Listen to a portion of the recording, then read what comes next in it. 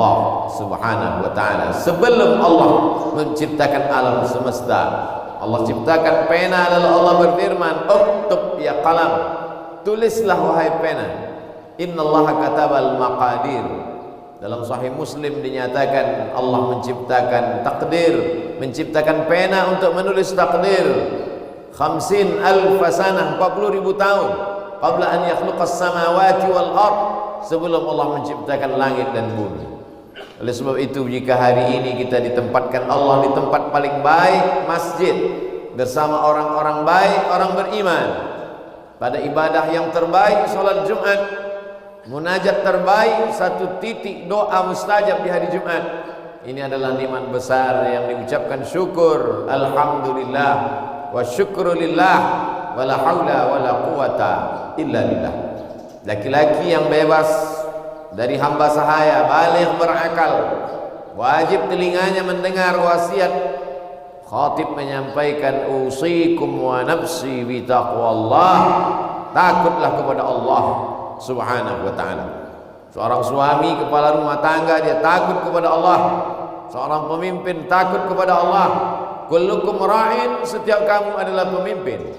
Wa kullukum mas'ulun an ra'iyatih, setiap pemimpin akan diminta tanggung jawab di hadapan Allah Subhanahu wa ta'ala. Bahkan orang yang tidak punya rakyat sekalipun, yang tidak punya anak buah sekalipun, dia pemimpin terhadap matanya, dia pemimpin terhadap telinganya, dia pemimpin terhadap tangan dan kakinya. Inna sam'a, pendengaran, wal basar, penglihatan, wal fuad, hati dan pikiran, kullu ulaika kana anhu mas'ula, mereka akan disoal, mereka akan ditanya. Maka bukan berarti makna pemimpin hanya terbatas pada orang yang diamanahkan jabatan dan kekuasaan. Orang yang punya mata, telinga, tangan, kaki, bisikan kepala, lintasan hati, semua akan dituntut, diminta tanggung jawab. Pada saat itu lidah tak bisa menjawab. Al-yawma nakhtimu ala afwahihim, hari itu mulut kami kunci. Wa tukallimuna aydihim, tangan akan kami buat bicara. Wa tashhadu arjuluhum, kaki akan kami buat bersaksi, bima kanu yaksibun, atas semua yang pernah mereka lakukan.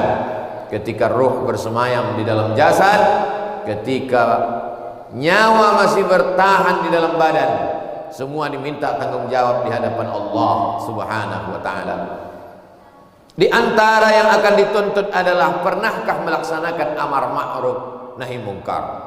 La ta'murunna bil ma'ruf, ajak orang lain berbuat baik, ajak orang memakmurkan masjid, ajak orang berbakti kepada orang tua, ajak orang membaca Al-Quran, ajak orang berzikir pagi dan petang, ajak orang menebarkan kebaikan, infak, wakaf, zakat, sedekah. Dan tidak hanya amar ma'ruf, wala tanhaunna 'anil munkar, larang orang berbuat mungkar, larang orang melakukan hubungan seks tanpa ikatan, seks bebas, larang orang melakukan LGBT, larang orang melakukan minum khamar, larang orang melakukan perbuatan yang dilarang Allah Subhanahu wa ta'ala. Seimbang antara amar ma'ruf nahi mungkar. Umat ini dipuji oleh Allah, kuntum khaira ummah, kalian umat terbaik. Apa syarat umat terbaik? Ta'muruna bil ma'ruf, mengajak orang berbuat baik, wa tanhauna 'anil munkar, melarang orang dari perbuatan mungkar. Siapa yang tidak melakukan amar ma'ruf nahi mungkar, la yushikanna ya ba'atsallahu 'alaikum iqaban, dikhawatirkan akan dikirimkan Allah hukuman, tsunami, gunung meletus, gempa bumi, naik semua musibah ke atas bumi, turun semua azab dari langit ke bumi, gara-gara tidak melakukan amar ma'ruf nahi munkar. Ketika azab sudah datang, summa tad'unahu, kalian berdoa, beramai-ramai berkumpul di tanah lapang, istighasah kubra, munajat kepada Allah, fala yustajabu lakum, doa kamu tak dikabulkan. Mengapa doa tidak dikabulkan? Karena meninggalkan amar ma'ruf nahi munkar. Tidak ada kemungkaran yang lebih hebat daripada memperbudak manusia.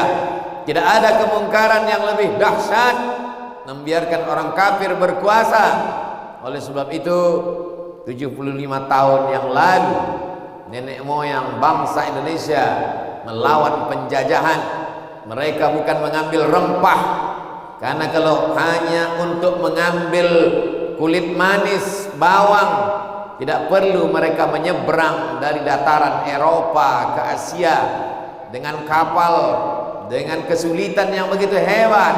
Apa sebenarnya yang memotivasi mereka datang ke negeri ini? Jawabannya mesti dicari oleh anak-anak muda generasi ini. Dikatakan mereka datang hanya untuk mengambil bumbu, mengambil rempah, tidak masuk akal. Ada hal lain yang ingin mereka lakukan. Maka bangkitlah para ulama, pondok pesantren beserta santri-santrinya. Mufti Syekh Ahmad Zaini Dahlan dari Makkah Al-Mukarramah, dari Al-Masjidil Haram, menulis fatwa halal darah penjajah kafir laknatullah, halal mereka dibunuh, dan siapa yang memerangi mereka maka dia mati sebagai syahid.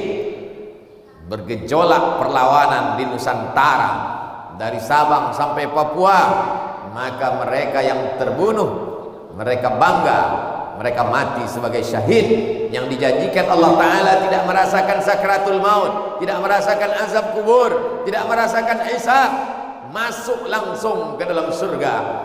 Mendidih darah mereka, tak sabar mereka menghabiskan harta benda untuk mengorbankan nyawa sebagai syahid. Karena darah syuhada itulah kita merdeka.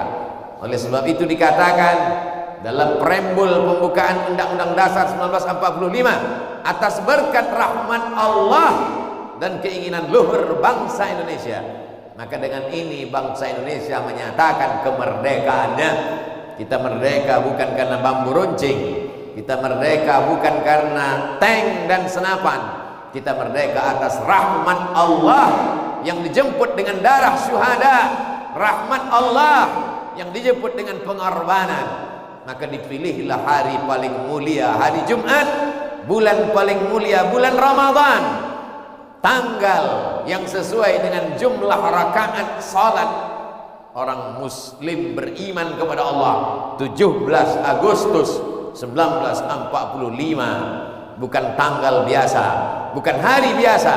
Tanggalnya adalah tanggal jumlah rakaat muslim bersimpuh sujud di hadapan Allah. Harinya 17 Agustus 1945 itu hari Jumat. Bulannya satu-satunya bulan yang disebut dalam Al-Quran, Syahrul Ramadan alladzi unzila fihi Al-Quran. Generasi ini jangan pernah melupakan. Oleh sebab itu 17 Agustus adalah hari perlawanan, hari syahid, hari dipersaksikannya nyawa orang beriman di hadapan Allah Subhanahu wa ta'ala. Jangan sampai generasi bangsa ini melupakan, menganggap ini remeh-temeh. Hari ini orang membenturkan, siapa yang berteriak Allahu Akbar berarti anti kebangsaan, siapa yang berteriak Allahu Akbar berarti anti kebinekaan. Mereka dulu yang berteriak Allahu Akbar lah yang paling cinta bangsa Indonesia. Mereka dulu yang berteriak Allahu Akbar lah yang paling menghormati kebinekaan. Mengapa hari ini dibenturkan antara kebinekaan dengan teriakan Allahu Akbar? Oleh sebab itu sejarah mesti diluruskan. Jangan mau dibenturkan, jangan mau diadu domba, karena perbuatan adu domba hanya perbuatan Belanda dan setan. Oleh sebab itu hari ini bangsa ini sedang memuliakan para syuhadanya. Mereka memejamkan mata, mengirimkan Al-Fatihah, man ahsana ilaikum, siapa yang berbuat baik kepada kamu fakafi'uhu, balas. Hari ini kita sedang dipertontonkan dengan teriakan para syuhada dari mulai Surabaya sampai ke Papua, sampai ke Sumatera, dari timur hingga ke barat. Mereka adalah orang-orang yang berani mengorbankan nyawanya karena keluarnya fatwa ulama yang memfatwakan berdasarkan Quran dan Sunnah bahwa siapa yang mati, mati syahid, bahwa siapa yang mati tak merasakan azab kubur. Itulah yang memotivasi mereka untuk berjuang. Mereka berjuang bukan karena emas, mereka berjuang bukan karena atas nama pahlawan. Berapa banyak mereka yang gugur sampai hari ini belum mendapatkan gelar pahlawan dari negara. Bagi mereka tidak penting dalam sebutan manusia. Yang penting bagi mereka adalah dikenang abadi sepanjang zaman, karena mereka mendapatkan aliran pahala Karena bagi mereka tak ada makna amal kalau tidak karena Allah Subhanahu wa ta'ala. Mereka digelar sebagai syuhada. Syuhada bermakna syahid. Syahid dipersaksikan karena jasad mereka dipersaksikan, ruh mereka dibawa oleh malaikat di atas kain kafan yang terbuat dari cahaya. Dijelaskan dalam riwayat Imam Ahmad bin Hanbal dalam kitab Al-Musnad, malaikat penjaga pintu langit sudah lama merindukan jasad mereka, sudah lama melihat amal mereka, sudah lama menyaksikan amal mereka, tapi jasad mereka baru itu dipersaksikan. Mereka adalah syuhada yang dipersaksikan. Mereka juga dianggap sebagai syahid yang menyaksikan, karena mereka menyaksikan tempat mereka di surga sebelum malaikat maut mencabut nyawa mereka. Iskariman au mutsyahidan, hidup mulia atau mati syahid. Mereka adalah para santri, mereka adalah orang-orang yang mengenal Allah. Awaluddin ma'rifatullah, perkara agama mengenal Allah. Kalau sudah kenal Allah, maka dunia ini tak sampai satu sayap nyamuk, setengah sayap nyamuk. Man arafat dunia hanan alai, siapa yang mengenal dunia, ringan dunia ini. Ketika teriakan Allahu Akbar penuh di dadanya, ketika teriakan Allahu Akbar penuh di lisannya, teriakan Allah Maha Besar, maka ringan kecil dunia ini dalam pandangan matamu. Teriakan Allahu Akbar, maka ringan kecil dunia ini dalam genggaman tangan. Mereka adalah syuhada. Mereka bukan hanya yang terbaring di makam pahlawan. Mereka adalah orang-orang yang ruhnya di dalam paruh burung berwarna hijau, terbang kian kemari dibawa oleh burung-burung di dalam surga kemanapun mereka kehendak, sesuai dengan kehendak Allah Subhanahu wa ta'ala. Hari ini santri-santri dididik untuk mengenal Allah, tidak takut masa depan. Bekal mereka adalah keyakinan yang kuat. Wa ma min dabbatin fil ardi illa 'ala Allah rizquha. Tidak ada satupun yang melata di atas muka bumi ini kecuali Allah menjamin rezekinya. Kenapa orang korupsi? Kenapa orang memalsukan nilai ujian? Kenapa orang membuat ijazah palsu? Kenapa orang menipu untuk menjadi pegawai? Kenapa orang menyogok? Karena takut tidak makan. Kalaulah 75 tahun yang lalu mereka takut, sampai hari ini kita tidak akan merdeka. Rasa takut itu hanya untuk Allah. Maka mereka diajarkan doa, Allahumma qsim lana min khasyatik, tanamkan rasa takut dalam hati kami, tahulu bainana wa baina ma'asik. Dengan rasa takut itu kami tidak jadi melakukan perbuatan maksiat. Ittaqullah haqqa tuqatih, takutlah sebenar-benar takut, karena takut itu saja yang menyelamatkan dari azab Allah Subhanahu wa ta'ala. Hari ini orang sudah habis takutnya kepada makhluk. Takut tidak makan, takut tidak kerja, takut tidak bisa mencari nafkah, takut. Akhirnya hari ini orang didera oleh rasa takut. Ketakutan itu membuat imannya turun. Takut itu datang karena imannya jatuh. Kalau sudah takut, maka imun menjadi turun disebabkan rasa ketakutan yang luar biasa. Takut kena PHK, takut tidak kerja, takut tidak makan. Ketakutan yang amat sangat mengerikan membuat imun menjadi turun, terserang wabah COVID-19. Oleh sebab itu bangkitkan rasa takut kepada Allah, kuatkan keyakinan ketakwaan kepada Allah, iman meningkat, imun pun naik, segala macam wabah menjadi hilang. Tidak ada yang berkuasa kecuali Allah. Siapa nama dia? Allah. Adakah yang berkuasa selain daripada dia? La ilaha illa huwa. Apakah dia hidup? Al-Hayyu, dia maha hidup. Apakah dia mengatur hidup? Al-Qayyum, dia mengatur hidup. Mengantukkah dia? La ta'khudhuhu sinatun wala naum. Apa punya dia? Apa harta dia? Apa benda dia? Lahu ma fis samawati wa ma fil ardh. Ada yang bisa menolong kalau dia tidak memberi izin? Man dzalladzi yashfa'u 'indahu illa bi'idznih. Tahukah dia ada rasa takut dalam hati kita? Tahukah dia terlintas pikiran kita mengatakan takut kepada selain dia? Ya'lamu ma baina aydihim wa ma khalfahum wa la yuhituna bi syai'in min 'ilmihi illa bima syaa'. Berkuasakah dia? Hebatkah dia? Tinggi jabatannya? wa la yuhituna bi syai'in min 'ilmihi illa bima syaa wasi'a kursiyyuhus samawati wal ard. Beratkah dia menghitung kita? Beratkah dia mengatur kita? Wala yauduhu hifdzuhuma wa huwal aliyyul azim. Kalau kau tinggi, dia maha tinggi. Wa huwal ali. Kalau kau besar, dia maha besar. Al-azim. Tanamkan itu sebelum tidur malam, dikirim Allah malaikat penjaga. Tanamkan itu di waktu pagi, dijaga Allah sampai siang. Tanamkan itu selesai zuhur, dijaga Allah sampai asar. Tanamkan itu selepas asar, dijaga Allah sampai matahari tenggelam. Tanamkan itu setelah maghrib, dipelihara Allah sampai isya. Baca itu setelah isya, dijaga Allah sampai subuh. Jaga itu di awal hidup, dipelihara Allah sampai kematian datang. Barakallahu li wa lakum fil Qur'anil azim wa nafa'ani wa iyyakum bima fihi minal ayati wadh-dhikril hakim wa taqabbala minni wa minkum tilawatan innahu huwal ghafurur rahim. Allahumma salli ala sayyidina Muhammadin wa ala ali sayyidina Muhammad.